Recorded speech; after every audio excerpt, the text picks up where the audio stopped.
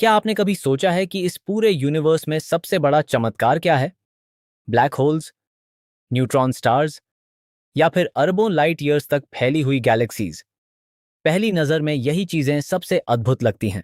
आखिर एक ऐसा ब्लैक होल जो प्रकाश तक को कैद कर सकता है, या एक ऐसा न्यूट्रॉन स्टार जिसका एक चम्मच पदार्थ किसी पहाड़ जितना भारी हो सकता है, उनसे ज्यादा रहस्यमय और क्या हो सकता है? लेकिन अगर फिजिक्स की नज़र से देखा जाए तो शायद यूनिवर्स का सबसे बड़ा चमत्कार इनमें से कोई भी नहीं है। सबसे बड़ा चमत्कार इस समय आपके शरीर के अंदर मौजूद है, आपके हाथों में, आपकी आंखों में, आपकी सांसों में, यहाँ तक कि इस स्क्रीन के हर एटम में।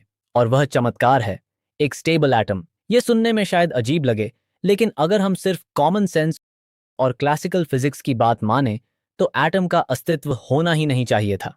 यह मोबाइल नहीं होना चाहिए था, यह पृथ्वी नहीं होनी चाहिए थी, यहाँ तक कि आप और मैं भी नहीं होने चाहिए थे। क्योंकि एटम के अंदर एक ऐसी समस्या छिपी हुई है जिसका जवाब एक समय दुनिया के सबसे महान वैज्ञानिकों के पास भी नहीं था। और वह समस्या एक बेहद साधारण सवाल के रूप में सामने आती है: इलेक्ट्रॉन न्यूक्लियस से क्यों नहीं टकराते? सवाल सुनने में इतना आसान लगता है कि पहली बार सुनकर शायद आपको लगे कि इसमें सोचने वाली क्या बात है।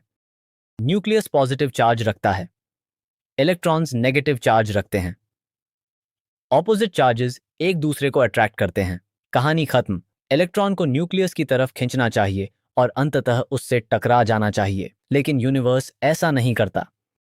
आपके शरीर के एटम्स अरबों वर्षों से स्टेबल हैं। सूर्य के एटम्स स्टेबल हैं। दूर मौजूद तारों के एटम्स स्टेबल हैं। दूसरे शब्दों में कहें तो पूरा यूनिवर्स इस बात का सबूत है कि इलेक्ट्रॉन्स किसी तरह न्यूक्लियाई में नहीं गिरते। लेकिन असली रहस्य यह नहीं है कि वे नहीं गिरते। असली रहस्य यह है कि उन्हें गिर जाना चाहिए था। लेकिन इस रहस्य को समझने के लिए हमें उस दुनिया में जाना होगा जिसे किसी इंसान ने कभी अपनी आंखों से नहीं देखा।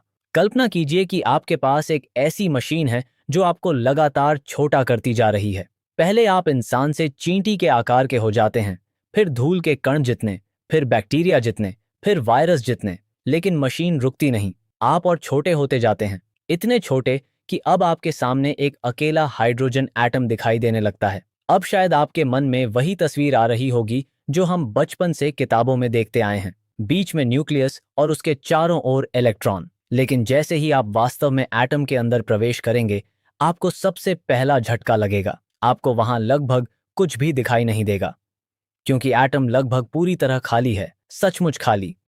अगर किसी हाइड्रोजन एटम के न्यूक्लियस को बढ़ाकर एक फुटबॉल जितना बड़ा कर दिया जाए तो उसका इलेक्ट्रॉन कई किलोमीटर दूर कहीं मौजूद होगा। और बीच में लगभग कुछ भी नहीं, सिर्फ खाली स्पेस। सोचिए, जिस दुनिया को हम ठोस समझते हैं वह वास्तव में ज्यादातर खाली स्पेस से बनी हुई है। आपकी हड्डियां, आपके दांत, यह मेज, यह दीवार, यहां तक कि आपका पूरा शरीर, सबके अंदर ज्यादातर हिस्सा खाली है। लेकिन इसी खालीपन के बीच एक छोटी सी चीज छिपी हुई है जो पूरी कहानी की दिशा तय करती है। वह है न्यूक्लियस। न्यूक्लियस छोटा जरूर है, लेकिन साधारण नहीं। एटम का लगभग पूरा मास उसी के अंदर मौजूद होता है। लेकिन उससे भी ज्यादा महत्वपूर्ण बात यह है कि न्यूक्लियस पॉजिटिव चार्ज रखता है और कहीं दूर मौजूद इलेक्ट्रॉन नेगेटिव चार्ज रखता है। अब यहाँ एक सवाल अपने आप पैदा होता है: अगर दोनों के चार्जेस ऑपोजिट हैं तो इलेक्ट्रॉन अभी तक न्यूक्लियस में गिर क्यों नहीं गया? क्योंकि नेचर का नियम बिल्कुल साफ है। Opposite charges attract each other. आपने मैग्नेट देखे होंगे। जैसे ही नॉर्थ पोल और साउथ पोल को पास लाया जाता है, वे एक दूसरे की तरफ खींचने लगते हैं। उन्हें अलग रखने के लिए आपको बल लगाना पड़ता है। अब जरा सोचिए, अगर एक छोटा सा मैग्नेट इतनी ताकत दिखा सकता है तो इलेक्ट्रॉन और न्यूक्लियस के बीच मौजूद अट्रैक्शन कितनी शक्तिशाली होगी।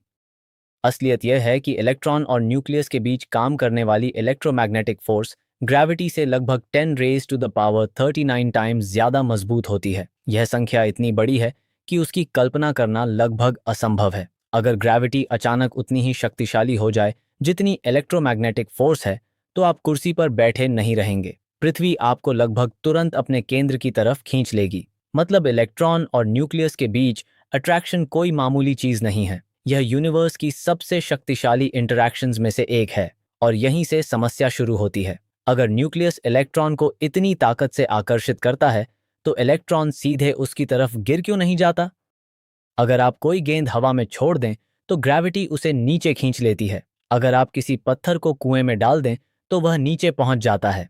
अगर किसी ग्रह की गति रुक जाए तो वह अपने तारे की तरफ गिरने लगेगा। तो फिर इलेक्ट्रॉन क्यों नहीं गिरता? पहली नज़र में इसका एक आसान जवाब दिखाई देता है। कई लोग कहते हैं कि इलेक्ट्रॉन न्यूक्लियस के चारों ओर घूम रहा होता है, इसलिए वह नहीं गिरता। सुनने में यह बात काफी सही लगती है। आखिर पृथ्वी भी तो सूर्य के चारों ओर घूम रही है। वह सूर्य में क्यों नहीं गिरती? क्योंकि उसकी आगे की गति और सूर्य की ग्रेविटी के बीच संतुलन बना हुआ है। इसी तरह शायद इलेक्ट्रॉन भी न्यूक्लियस के चारों ओर ऑर्बिट कर रहा होगा। Problem solve. कम से कम शुरुआत में वैज्ञानिकों को भी यही लगा था, लेकिन उन्हें नहीं पता था कि यह जवाब एक और भी बड़ी समस्या पैदा करने वाला है। क्योंकि इलेक्ट्रॉन ग्रह नहीं है और ना ही न्यूक्लियस सूरज है, और यही छोटी सी बात पूरी कहानी को बदलने वाली थी। लेकिन उन्हें नहीं पता था कि यह जवाब एक और भी बड़ी समस्या पैदा करने वाला है। पहली नज़र में पृथ्वी और इलेक्ट्रॉन की स्थिति एक जैसी लगती है। दोनों किसी केंद्रीय वस्तु के चारों ओर घूम रहे हैं। पृथ्वी सूर्य के चारों ओर और इलेक्ट्रॉन न्यूक्लियस के चारों ओर। इसलिए यह मान लेना बहुत आसान था कि एटम भी एक छोटे से सोलर सिस्टम की तरह काम करता होगा। लेकिन फिजिक्स में अक्सर सबसे खतरनाक गलतियां वही होती हैं जो पहली नज़र में बिल्कुल सही लगती हैं, और एटम का यह मॉडल भी ऐसी ही एक गलती साबित होने वाला था। क्योंकि पृथ्वी और इलेक्ट्रॉन के बीच एक ऐसा अंतर था जिसे नज़रअंदाज नहीं किया जा सकता था। पृथ्वी एक चार्ज्ड पार्टिकल नहीं है, जबकि इलेक्ट्रॉन एक नेगेटिवली चार्ज्ड पार्टिकल होता है, और चार्ज्ड पार्टिकल्स के लिए नेचर के नियम कुछ अलग होते हैं। यही वह जगह थी जहां क्लासिकल फिजिक्स ने एटम के खिलाफ अपना फैसला सुनाना शुरू कर दिया। मान लीजिए आपके पास एक इलेक्ट्रॉन है जो न्यूक्लियस के चारों ओर घूम रहा है। बहुत से लोग एक्सेलरेशन का मतलब सिर्फ स्पीड बढ़ना समझते हैं, लेकिन फिजिक्स में एक्सेलरेशन का मतलब डायरेक्शन बदलना भी होता है। अगर कोई कार कांस्टेंट स्पीड से गोल चक्कर लगा रही हो, तब भी वह एक्सेलरेट कर रही होती है, क्योंकि उसकी डायरेक्शन हर क्षण बदल रही है। इसी तरह अगर इलेक्ट्रॉन न्यूक्लियस के चारों ओर घूम रहा है तो उसकी डायरेक्शन भी लगातार बदल रही होगी, और इसका मतलब है कि इलेक्ट्रॉन लगातार एक्सेलरेट कर रहा है। मैक्सवेल की इक्वेशंस और क्लासिकल इलेक्ट्रोमैग्नेटिज्म के अनुसार कोई भी accelerating charge electromagnetic radiation emit करेगा। दूसरे शब्दों में कहें तो वह एनर्जी खोएगा। यह कोई अनुमान नहीं था, यह उस समय की फिजिक्स का सीधा और मजबूत निष्कर्ष था। इसलिए अगर इलेक्ट्रॉन वास्तव में न्यूक्लियस के चारों ओर घूम रहा है तो उसे लगातार रेडिएशन निकालनी चाहिए, और अगर वह रेडिएशन निकाल रहा है तो उसे लगातार एनर्जी भी खोनी चाहिए। यहीं एटम की कहानी अचानक वियर्ड हो जाती है, क्योंकि एनर्जी खोने वाली कोई भी चीज हमेशा एक जैसी नहीं रह सकती। कल्पना कीजिए कि कोई सैटेलाइट पृथ्वी के चारों ओर घूम रहा है, लेकिन हर चक्कर के साथ उसकी थोड़ी थोड़ी एनर्जी कम होती जा रही है। शुरू में शायद आपको कोई अंतर दिखाई न दे, लेकिन धीरे धीरे उसका ऑर्बिट छोटा होने लगेगा। वह पृथ्वी के और करीब आने लगेगा, फिर और एनर्जी खोएगा, फिर और करीब आएगा। अंततः वह पृथ्वी पर गिर जाएगा। क्लासिकल फिजिक्स के अनुसार इलेक्ट्रॉन के साथ भी बिल्कुल यही होना चाहिए था। इलेक्ट्रॉन को स्पाइरल बनाते हुए न्यूक्लियस की तरफ गिरते रहना चाहिए। अगर आप इसे एनिमेशन में देखें तो ऐसा लगेगा जैसे कोई पतंगा धीरे धीरे किसी जलती हुई रोशनी की तरफ खिंच रहा हो और वापस निकलने का कोई रास्ता न हो। अब तक यह सिर्फ एक तर्क था, लेकिन वैज्ञानिकों ने सोचा कि इसे गणित से जांचा जा सकता है। अगर इलेक्ट्रॉन सचमुच न्यूक्लियस में गिरता है तो उसे कितना समय लगेगा? कुछ घंटे, कुछ दिन, कुछ साल? जब कैलकुलेशंस की गईं तो परिणाम इतना चौंकाने वाला था कि उसने पूरी फिजिक्स को हिला दिया।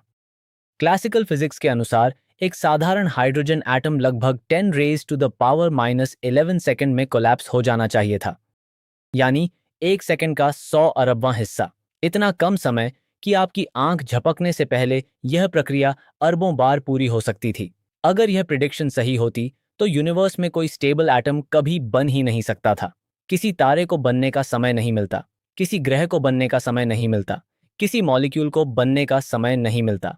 और अगर मॉलिक्यूल्स नहीं बनते तो केमिस्ट्री नहीं बनती, केमिस्ट्री नहीं बनती तो लाइफ कभी अस्तित्व में नहीं आती। दूसरे शब्दों में कहें तो पूरा यूनिवर्स क्लासिकल फिजिक्स की इस भविष्यवाणी के खिलाफ खड़ा था।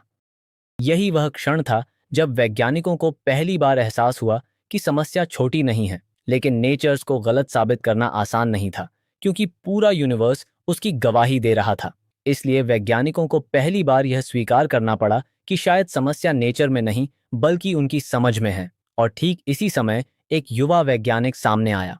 उसने इस समस्या का अंतिम समाधान नहीं दिया, लेकिन उसने पहली बार सही दिशा दिखाई। उसने पहली बार यह सुझाव दिया कि शायद इलेक्ट्रॉन न्यूक्लियस के चारों ओर किसी भी ऑर्बिट में नहीं घूम सकता। शायद उसे केवल कुछ विशेष अवस्थाओं में रहने की अनुमति है। आश्चर्यजनक रूप से यह काम करने लगा। उस युवा वैज्ञानिक का नाम था नील्स बोर, और उसके मॉडल ने पहली बार एटम को कोलैप्स होने से बचाया। हालांकि बाद में पता चला कि उसकी कहानी पूरी नहीं थी, लेकिन उसने एक दरवाज़ा खोल दिया था।